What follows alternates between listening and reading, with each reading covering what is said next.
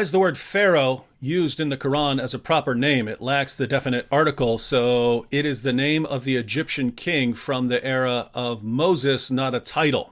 Is that correct? Is that a problem? Well, you know, when the Quran says Pharaoh, and this is appear in more than 61 places, the Quran don't tell us who is Pharaoh, but it's talking about Pharaoh as a name, as if this guy, his name is Pharaoh, which is wrong. Same time, there's many pharaohs. Which one? Allah Azza wa Jal mentions disbelievers all over the Quran. Allah mentions nations that were destroyed. But there is no one individual Allah mentions with criticism and highlights more, perhaps even rivaling or close to Iblis himself, is Fir'aun. Like Allah does not mention by name other people that Allah despises or Allah criticizes the way He does Shaitan himself. The closest one to that you find in the Quran is Fir'aun by name. There's no right answer. Sure. Fir'aun by name. Fir'aun by name.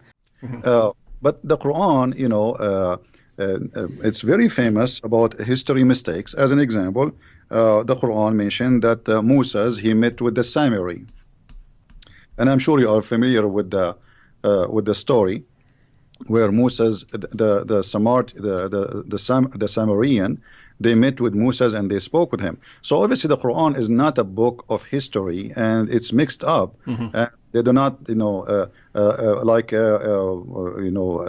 Qarun, and suddenly Haman, you know, suddenly Haman appear in the Quran as a minister for the Pharaoh. What Haman have to do with the Pharaoh? Moses and Aaron, they are the uncle of Mr. Jesus in the Quran. So, I mean, who is Jesus there? Even the word Jesus did not appear. There's Mr. Isa. So we have Isa replaced by Jesus in the translation, but this is Mr. Jesus the Muhammad, supposedly. And his uncle is Moses, and his grandfather, his name is Umran. In case you do not know, too, for the people who are listening, the father of Moses, too, his name is Umran.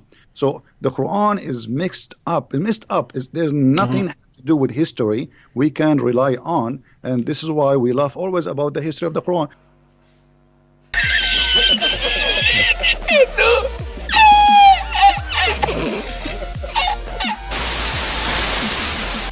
Even Muhammad, he could not even David, I want you to challenge all the Muslims who are listening. Who can show us Israel? The word Israel in the Quran repeated tons of time. Okay, I am reading the Quran, and the Quran is the book of God. I want to know who is Israel, where we can find in the whole Quran who is this guy who his name is Israel. We cannot. I challenge any Muslim. So how this book is a book of God, and suddenly he jump and he start talking about a guy, his name is Israel, children of Israel, children of Israel. Okay, who is Israel? Shouldn't you first introduce to us this person? So Quran is a silly book. It is not the same. You know, in the beginning you said yellow pages. Yellow pages is better because yellow pages, you have first name, last name, you have an address, and you have a phone number. Here there's nothing. I wanted to ask you about that name Isa, because I've read a few theories about where that name came from.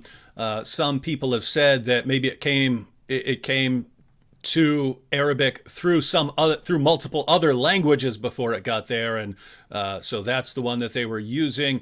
I've seen maybe it was a special usage because in the Quran Allah wanted to combine it as a parallel with Musa, so Musa and Isa. I've seen that perhaps the Jews were referring to Jesus as Isa, using the name Esau because they regarded that as an insult. So when the Jews of Arabia referred to Jesus, they would say Esau, and Muhammad just didn't know, so he picked up the term. Do you have any theories on why it's saying Isa rather than Yasu?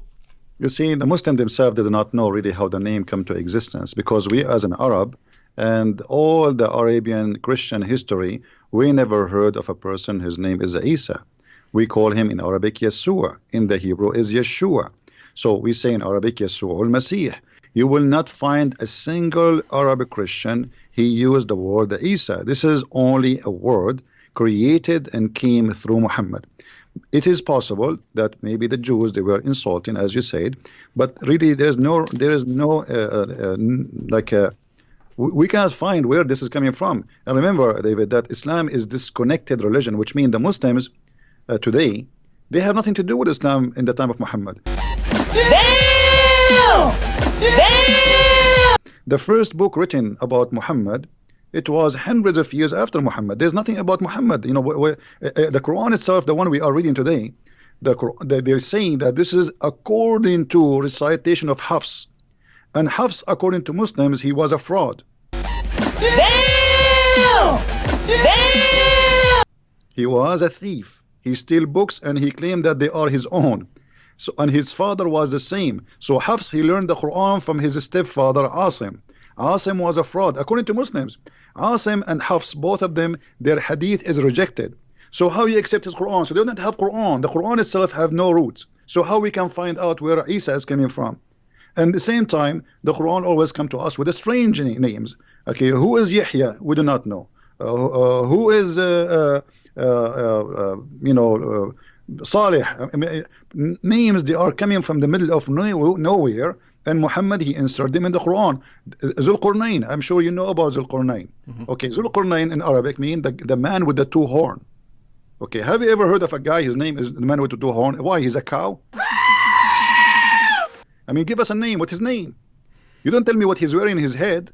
Have you ever heard, like now, you are wearing a headset, David. I will say the guy with the headset. And then a guy who come after 10,000 years, he will know, he will recognize David Wood because he was wearing a headset. This is stupid. So when you say the man with the two horns, shouldn't you tell us first what his name? Where he was, which country, what language he speak? So this is a silly book, have no roots, and it's a collection of fairy tale stories. As we said, the Arab, they keep saying that to Muhammad, and Muhammad, he is just trying to make himself a prophet. And okay, they asked him, the Jews, they came to him, they said, okay, tell us about Zulqarnain. He started telling them, first of all, he did not answer right away. He waited until supposedly Jibril came, and he told them, okay, Jibril told me the story of Zulqarnain, and he started telling us a story about he found the sunset in murky water. So Islam is the Quran is not even good for 6 years old low IQ child. He will laugh at it.